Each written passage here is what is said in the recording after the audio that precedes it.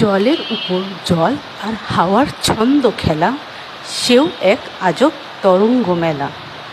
এটা আমার 2011 সালের 19শে জুন লেখা। আজ ফেসবুক মেমোরিতে পাইলাম। যদিও তখন আমি সেভাবে লিখতাম না, লেখার হাতে করি আমার খুবই রিসেন্ট, কিন্তু মেমোরিতে পেয়ে মনে হলো কিছু জিনিসের হয়তোবা সংকেত থাকে, আমরা বুঝতে দেরি করে ফেলি। এটা আমিও হয়তো বুঝতে দেরি করছি। 2011 সালের জুন মাসে যখন আমি ঢাকায় পড়াশোনার উদ্দেশ্যে থাকতাম, তখন একদিন এক বৃষ্টির মুহূর্তে এটা আমার ফেসবুক স্ট্যাটাসে লেখা ছিল।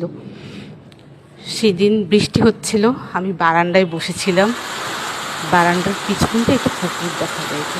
সেই পুকুরে পানির ছন্দে পানির যে খেলাটা ছিল, ওটা নিয়েই আমার এই লেখাটা ছিল।